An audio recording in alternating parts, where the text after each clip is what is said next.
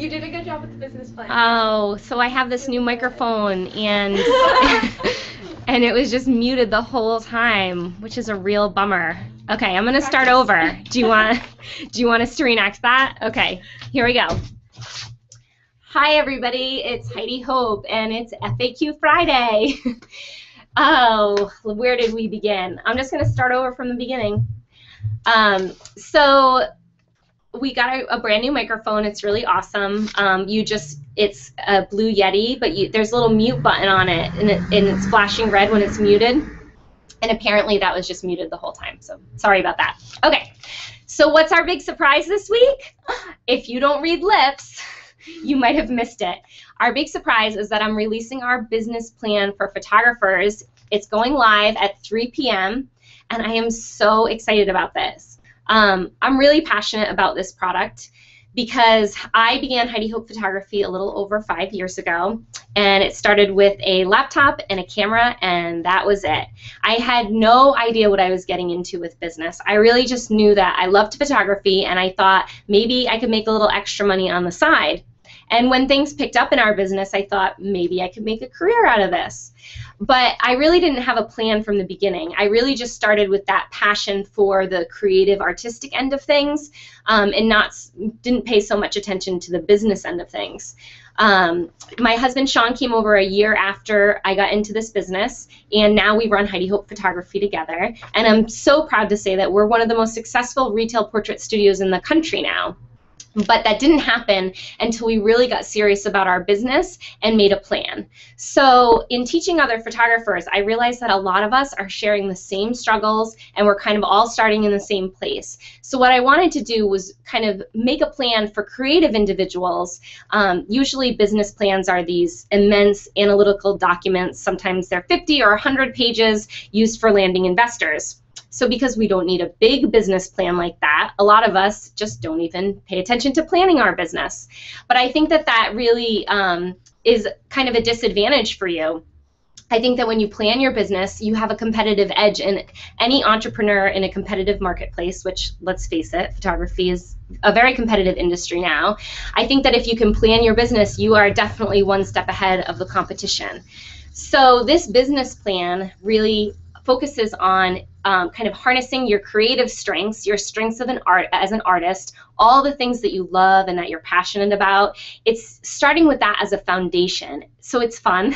And then it's building a business, considering your finances and your marketing and all that, coming from that space of creativity and authenticity of who you really are and what you love to do. So that in the end, you have a business that you love, and that is a great reflection of all the things that you're good at and your greatest strengths. That makes working feel almost effortless to you. So the business plan is going live at 3 p.m. and everybody who is watching this FAQ Friday will get the discount code, and it's going to be 50% off for the first 24 hours, which is so exciting. I really am so passionate about this. I want every single photographer I know to have this, and that's why I'm doing the 50% off for 24 hours. I want you all to get it. So the code is FAQ Friday, all in uppercase letters. You can get to that by going to HeidiHope.com/learning, and then just click on the little shop button, and you'll see the creative business plan for photographers right in there, and you can read more about the product and all of the awesome stuff that it contains. Okay, and now we're going to bring Maggie back into the scene here. Round 2. Hi. So this is Maggie. She is one of our high school interns. She is graduating from Wheeler next week, and she's going on to Georgetown after that, so congratulations to her. But she has been here behind the scenes helping us with everything at HHP for the past month. No, she really, this is the first day she's here. I'm just saying that. I mean, for her teachers, she has not been here. Kidding. No, she's been the best intern. We have had so much fun, and we have loved having her, so I wanted to give her a big thank you. And also a big thank you to Tori, our other intern from Bayview Academy, and her last day was not on a Friday, so she did not get a public farewell on FAQ Friday, but we love her too. She did an amazing job. We've loved having these interns. They keep us young and inspired and creative around here. So thank you, Maggie. Thank you, Maggie. I'll take a hug. Yeah, another hug. All right, so let's get to our questions. Colleen Colleen asks, she says she loves our photos. They are beautiful. Thank you, Colleen. And she is wondering if we can share before and after or discuss our post-processing. So this platform, the Google Hangouts, is not great for the before and after screen sharing or post-processing stuff, and that is like a whole course in and of itself. I teach a lot of that at our workshops, but I think that maybe we do get a lot of requests for this, so maybe some frequent FAQ Friday that's coming up soon, we can do a little before and after and some editing for you guys. Okay, Karen asks, what do you use to calibrate your monitor? And the answer is we don't use anything, but one of my workshop attendees told me about this awesome product to calibrate our calendars, so I'm going to ask him, and I'm going to get back to you with the link to the product because it sounded really wonderful, and I'm sure we are going to buy it and use it one of these days. Okay, second, when you photograph a newborn with a 2- or 3-year-old sibling, what do you lay them on, and any tricks you can share? So especially with younger siblings, like 15 months to 2.5 years, that's usually the most difficult age for newborn and sibling portraits, just because they don't really like to sit still for any length of time, never mind hold a newborn baby, which can sometimes be a dangerous proposition. So we use just a regular Target beanbag. It's much softer than our baby posing beanbag, and we have this furry cover that I think we got from Pottery Barn. So we lay them on that together, and for that age I just use a lot of tricks and bribery, and you need to make them forget that they're having their picture taken, so you got to really turn it into a game for them, because whatever you want them to do, they are going to do the exact opposite, so you've got to make it fun for them. Okay, Peggy says, I always love your hand-painted backdrops and recently found out they can be bought. Do you ever run sales on them or give discount codes for holidays and stuff? And do you use any editing actions in your work? Okay, 2 parts. First, let's talk actions. Some of my favorite actions right now are from My 4 Hens Photography. I love their stuff, and I love that I can really customize it and make it fit my kind of light, airy style, but she's got this cool like matte background stuff going on that I really like. So you should check out her newly released actions. I've been editing a lot of my work recently with them. Second, the hand-painted backdrops. We sell those through a company called Photo Prop Floors and Backdrops, and they have been doing the vinyl floor drops and backdrops since I started in business. So I actually, when I first opened up the Heidi Hope Studio, I ordered a ton of products from them. They've always been such great quality, great customer service. So when they approached me to carry our hand-painted designs, I signed right up just because I trust them as a company, and they've always had great stuff. So they do run sales occasionally, actually quite often throughout the year. So you should go to their social media sites and sign up for their newsletter, and you'll get all the details about their sales, which also will be part of, you know, all the Heidi Hope designs are also included in their sales. So go check them out. It's Photo Prop Floors and Backdrops. Okay, Bridget asks, she says, you're amazing. I'm hoping one of your workshops are in my future. I hope so too, Bridget. Our 2014 workshops are totally sold out. I know there are a few spots left in 2015, and that will be it for in-person workshops until the following year. So if you guys want to come see the Heidi Hope Studio, you've got to get in on the 2015 dates, and I don't think that they'll last much longer than the next few months. So her question is, you always mention exposing for skin tones. Can you elaborate? And what do you look for when exposing skin tones? So this is a great question, Bridget. In fact, everybody asks it, and I have talked about it in the last 2 FAQ Fridays. So if you go to last week's episode, I talk a lot about using the light meter, or how I don't really use a light meter, and how I kind of visually expose for skin tones. And the week before that, I talk more about manual versus aperture priority for exposure and how I expose for the skin tones. But generally what I mean by that is I'm usually overexposing my scene, and I don't really care. I do a lot of backlit images, so I don't really care about the background being blown out. I'm more concerned that the subject's skin is properly lit, as close to possible as I would want it to be in the final image. So that's what I'm always looking at. Okay, Venus asks, how do you deal with difficult clients? And somebody else asked a similar question. How would you deal with a session with a toddler who does nothing but cry, even after a good amount of time and patience, and not getting in their face? Okay. So yeah, so first, I mean, Heidi Hope photography clients are the best in the world, but every now and then I think that as business owners, we all face customer service issues. So I think the greatest tip that I can give you for dealing with clients is to try to really manage their expectations up front, have your policies in place, have your pricing in place, and clearly communicate every single step of the way exactly your process and what you expect of clients when you're going to get in touch with them. Having a system helps set people up so that they know what to expect, so that they're not disappointed in any way and everything runs really smoothly. So they know with us that they're going to have 3 appointments, that we're going to call a week before to confirm the session dates, like all those little things that really are kind of hand-holding the client from the very first phone call, which sometimes lasts a half hour or 45 minutes while they're asking all their questions, all the way through to the very end. So we are a really customer service based business. We spend a lot of time with clients, and I think because of that, people know exactly, you know, what they're going to get for an experience from us, and they're happy in the end.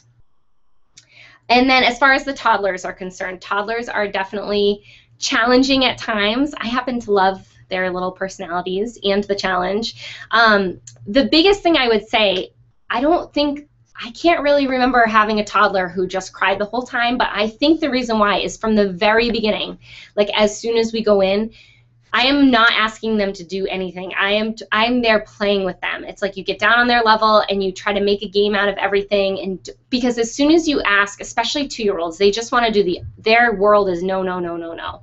They want to do the opposite of whatever you ask them. So you really have to go in with a playful spirit and just try to make a game out of everything. And then once you have that as your foundation, then I think that you can start asking things of them, and now they trust you and they know that you're fun and they're more willing to actually do stuff with you. A lot of times they'll listen to me more than their parents at that point, because now I'm like the fun lady who came in and is playing games with them, right? So I really keep it lighthearted and playful in the beginning until I know that I've got them on my side, and then once I feel like, okay, they're not like, you know, they'll listen to what I say, then I start to ask things of them. So that helps. But I guess if the toddler was throwing a tantrum or crying the whole time, then I probably would call a session and reschedule if it was looking like we weren't going to get any images. So, okay, let's see what we have. I'm trying to think if we've gone through. Amanda asks, have you got any tips on charging previously freebie clients once portfolio building is over? I'm looking for the least awkward approach. Yikes. Okay, this happens to so many people, Amanda. My first piece of advice for this, if this has not happened to you yet, or if you're still portfolio building and you aren't charging yet, what you really need to do, even if you're not ready to charge, is develop your pricing first. Develop your whole business first. Plan your business first and plan your pricing. Then when you start to do your portfolio building, you have a price list, and you can say to people, I'm building my portfolio, so I'm offering a complimentary session for anybody who, you know, for the families that I choose to model for me. Here's my price list if you want to order anything in addition to the files that I give you or whatever you're giving them complimentary for modeling for you. But that way you're setting them up to know, like, this is what my work is worth. And even though I'm not charging you right now because I'm portfolio building, if you ever want to come back to me in the future, or if you want to recommend me, refer me to a friend, you know what my work is worth. Right? So if you don't put a value on your work, then they are not going to put a value on your work. So unfortunately, if you haven't done that from the beginning, it is definitely a sticky situation. All you can do is develop your pricing and say, I've officially launched the business. This is my price list. And if you feel like you're getting a lot of negative feedback on that end, you could even say, like, oh, if you're a returning client from a portfolio building session, then I'll offer you a discount or a free print or something like that. You could do that. But you have to learn to let go of those clients, because many times the free clients are not going to be the paying clients in the end. Many times people who sign up because you're free are signing up because you're free. And that's okay. There's nothing wrong with that. But they might not be the ideal clients for your business in the end. So it's okay to let that go, you know, and you can thank them for being a part of your business in the beginning, and just kind of shape your business for your own personal business needs in the future. And that's that. But I know it's a difficult situation. So good luck with it. Okay. Let's see. Carrie asks, summer's here, and I will be doing some sessions at the beach. Could you talk about some tips for obtaining the correct exposure, especially with backlighting? So if I'm shooting a backlit image, I am always shooting manual exposure, because even with, I feel like exposure compensation, I move around too much. So if I'm using aperture priority with exposure compensation, and if I'm far away, it's going to do one thing. If I get close up, it's going to do another thing. And so I really like shooting manual exposure outdoors when things are backlit. If it is not backlit, I think aperture priority can be okay, and I really am just looking at the back of my camera, and I'm eyeballing it, and then I'm using exposure compensation to really expose for the skin tones, like I've talked about before. And we shoot outdoors. I mean, we shoot outdoors. Our business hours are Monday through Friday, 9 to 5. So we often shoot outdoors at like noontime, and we've just learned to work with that hard light. If you're not comfortable with it, I would, like, if you have kids, drag your kids out there. If you have a subject, just drag some people outside in different lighting situations and practice, and just be like, okay, I'm going to bring this person into full sun, and I'm going to just try to get the proper exposure here, and really practice in those difficult situations, so that when you bring clients into those situations, you guarantee that you're going to be able to get a proper exposure and a really good shot, no matter what happens with the lighting situation. All right. I feel like we got most of them here. Oh, we've got one more from Jamie. So Jamie mentioned the videos. I'm glad your daughter loves the videos, Jamie. And then she also asked if we have any tips for older babies that are 3 to 6 months old. So 6 months old is a really easy, fun age, I think. But 3 months can be a difficult age, because they're not able to be posed in many ways. They're not sitting up yet. They're not really enjoying tummy time yet. But they're also not a sleeping newborn. And a lot of parents at the 3-month stage want the style of newborn portraits, except the baby's really alert. The other thing about 3 months is that they tend to get overstimulated. And so they get really tired very easily. You have to take a lot of breaks. My best advice for 3-month sessions, though, because I love them now, we do a lot of them, and they really are all so beautiful, get a lot of swaddles, big swaddles, like big scarves, and keep 3-month-olds swaddled, and then you can do little hats and headbands, and you can place them in big baskets, and you can get really that newborn style of photography even with an awake baby. The other thing is a few familiar toys to them, or toys that light up or make a little bit of noise, they start to respond to that and smile to that at that age. 3-month-olds really like smiles too. They like human faces. So get out from behind your camera and really try to get them smiling and interacting with you. Try to work quickly, because they're not going to last longer than 45 minutes at 3 months old. They get very tired fast. And I usually save the family stuff for the end, so when they get tired, we can give them back to mom and dad, and then we can do the family stuff when they're being held, which they always love. So those are my best tips for 3-month-olds. So thank you all for tuning in for FAQ Friday. I'm sorry you didn't hear me in the beginning, but you gave me a really great dress rehearsal. And for those of you that can read lips, you got to see me do it twice. If you're interested in learning more about the business plan for photographers, honestly, I feel like I'm having a baby today, because I'm so excited about this, and I can't wait for you all to get it. You've got to check out the learning website. It will be live at 3 p.m. The product, you can see the details of it right now, and then we will have the download available at 3. We're just working out some kinks, but I'm jumping right into it. And if you have any feedback or reviews for us, we love to hear from you. If you enjoyed this FAQ Friday, please leave me some comments below. I get so sad when I see an empty comment section. And let us know what you think about the business plan. And we can't wait to see you next week. Bye, everybody.